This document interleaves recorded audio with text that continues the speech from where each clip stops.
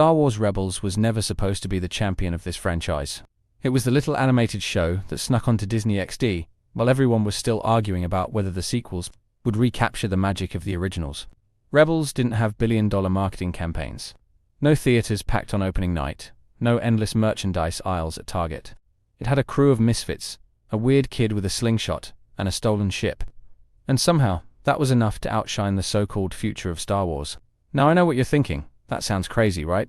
How can a cartoon with fewer frames per second than a PlayStation cutscene be better than The Force Awakens, The Last Jedi, and Rise of Skywalker combined? But here's the thing. The sequels gave us nostalgia bait and fireworks, while Rebels gave us something deeper, something we actually cared about.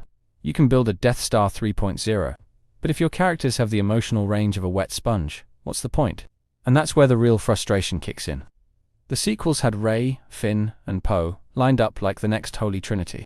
And yet 3 movies later, we're still not sure what their arcs were supposed to be. Meanwhile, Rebels turned Ezra from a street rat into a selfless Jedi who carried the galaxy on his back. It gave Kanan one of the most powerful character deaths in Star Wars history. It turned Hera into the heart of the rebellion before the rebellion even had a name. The contrast is embarrassing, honestly.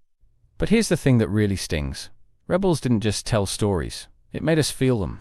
When Kanan sacrificed himself, you didn't just watch it, you lived it. When Ahsoka faced Vader and realized the man she loved as a master was gone, you felt the heartbreak in your chest. And when Sabine finally embraced her heritage, it wasn't about flashy armor, it was about identity and growth. The sequels threw emotions at us like confetti, but Rebels made us sit with them until they mattered. And honestly, it's wild to think about.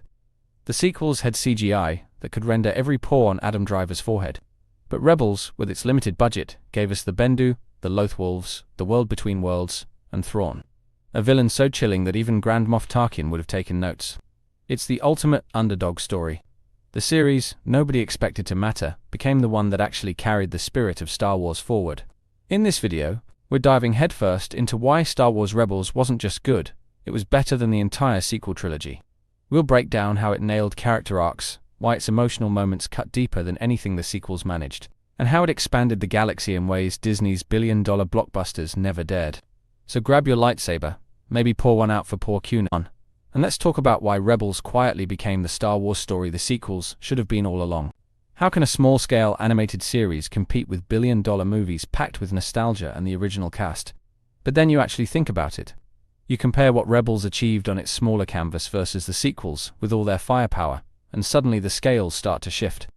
This isn't just fan bias or nostalgia goggles, it's about substance versus spectacle. Rebels had no Skywalker name to lean on, no Harrison Ford cameo to break the internet, and no John Williams score to manipulate our emotions. It started quietly on Disney XD, with a kid running around Lothal, stealing fruit, and making slingshot jokes. That was it. No huge hook, just a ragtag group of characters with a stolen ship. And yet, little by little, those characters grew into something bigger than the sequels ever managed. Because Rebels asked questions, the sequels never did.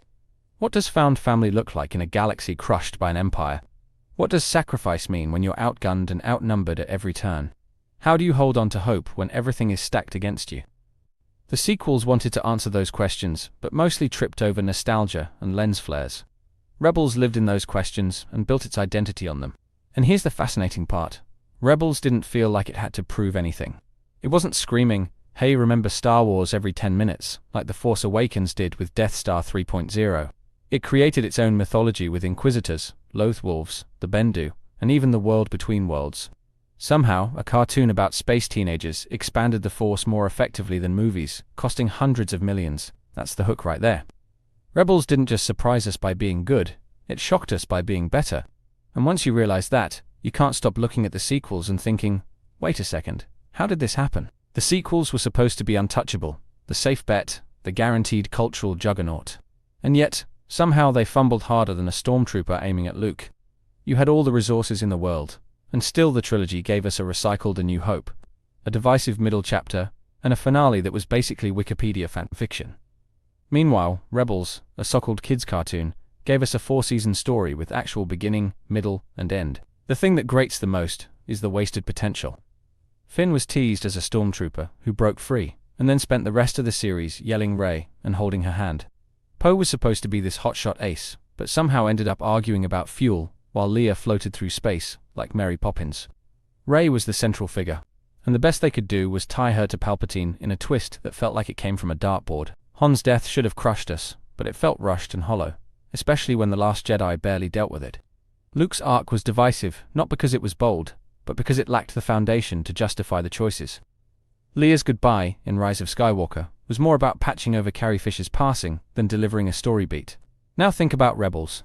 Kanan's death wasn't just a shock, it was the culmination of his entire journey. It was devastating, it was meaningful, and it changed every single character moving forward.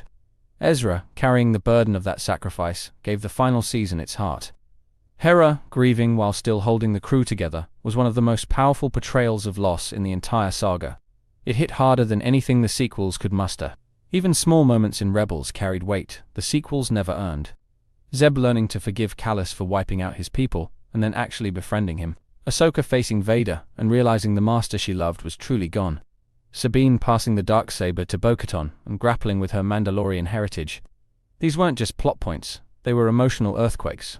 The sequels tried to give us big drama, but without the groundwork. Ben Solo turning back to the light should have been huge, but it happened in one scene and ended 5 minutes later with his death. Rey finding her place in the galaxy should have been inspiring, but it was buried under the Palpatine twist and a rushed finale. Nothing had the breathing room to make us care deeply. It's sad, honestly, because Star Wars is at its best when it makes us feel, when the triumphs are earned and the losses sting. Rebels did that consistently. The sequels rarely did. What Rebels pulled off with its scope is astonishing when you stop and really think about it. This wasn't just filler between movies. This was a series that expanded Star Wars mythology in ways the sequels never dared. The world between worlds is one of the most audacious Force concepts ever introduced, and somehow it worked. It felt mystical, terrifying, and respectful of the mystery of the Force, without turning it into a checklist of powers. And here's where Rebels really wins. It gave us hope. Not the vague hope is important speeches the sequels tried to cram in, but real earned hope that came from watching these characters fight, fail, and keep going anyway. Ezra wasn't some perfect prodigy. He struggled. He made mistakes. And yet he grew into someone who could stand against Thrawn and win by sacrificing himself. That's a hopeful story, because it shows that even the unlikeliest kid can make a difference.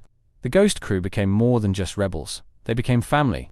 Watching Hera and Kanan build a life together, even in the middle of war, gave the show an emotional center the sequels never found. Sabine, learning to carry her heritage while still forging her own path, showed us how identity and belonging can coexist. These are the kinds of arcs that leave viewers inspired. Rebels also gave us the sense that Star Wars still had new places to go. It wasn't about recycling the Death Star again, or tying every single thread back to Palpatine. It was about building something new on top of the foundation George Lucas created. By the time the series ended, it had set the stage for characters like Ahsoka and Thrawn to re-enter the story, while still giving closure to the crew we had grown to love. The sequels ended with Rey staring at twin suns, as if to say, well, I guess it's over now, please clap. Rebels ended with Sabine narrating a future of possibility, hinting at adventures still out there, inviting us to dream bigger. That's the difference between lip service to hope and actually embodying it. Hope isn't just a word in Star Wars, it's the engine.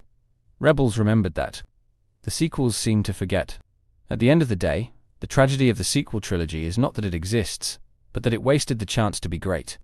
It had the cast, the money, the legacy, and it still stumbled into mediocrity.